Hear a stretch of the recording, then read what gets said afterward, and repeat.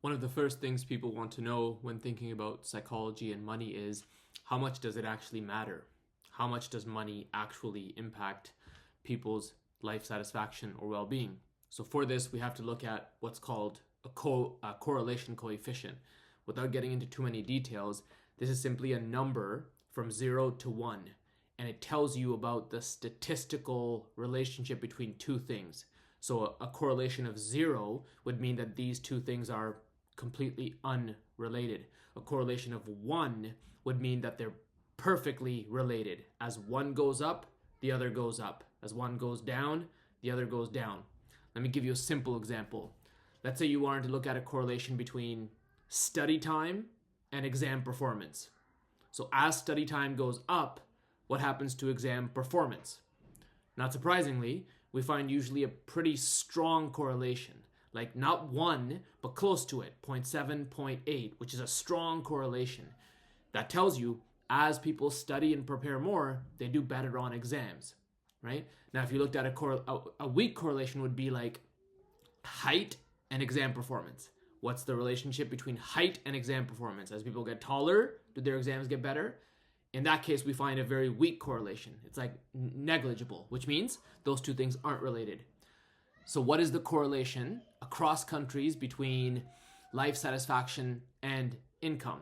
So if you look at the World Value Survey, this is a survey that they do regularly, you find that the correlation coefficient across countries is very small.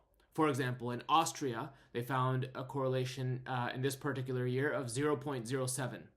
That's very small. Like less than 0.2 is a small correlation. It means there's not much there. In China, 0.04.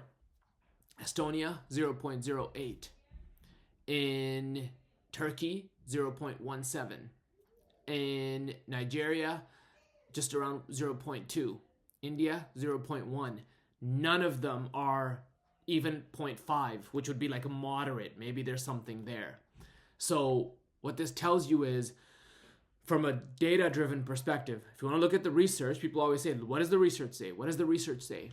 From an empirical perspective, if you want to enhance your life satisfaction, money is not the route.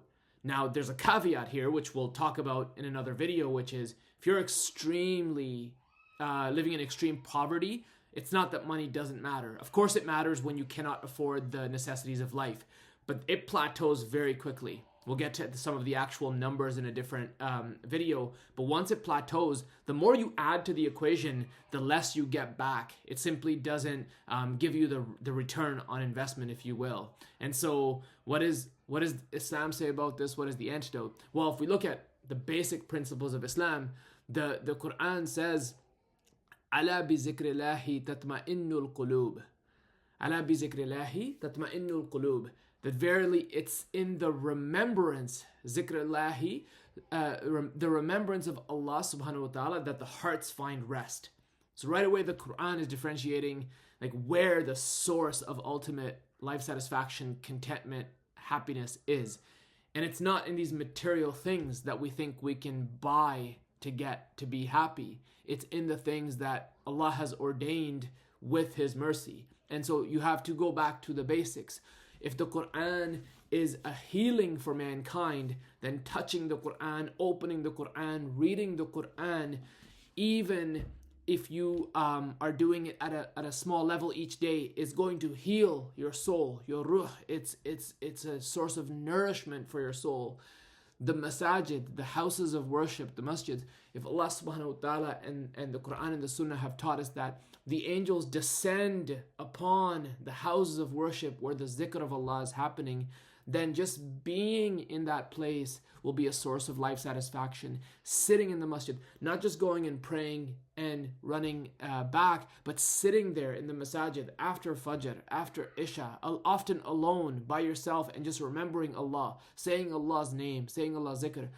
You have to try it. You have to put these things to the test. You will never leave that type of initiative, engagement, without feeling an enhancement in your life satisfaction. And then lastly, no matter what you're doing, just have the intention to put Allah first. Remember Allah, and Allah will reward, and Allah will put barakah in your time, in your effort, and in your energy.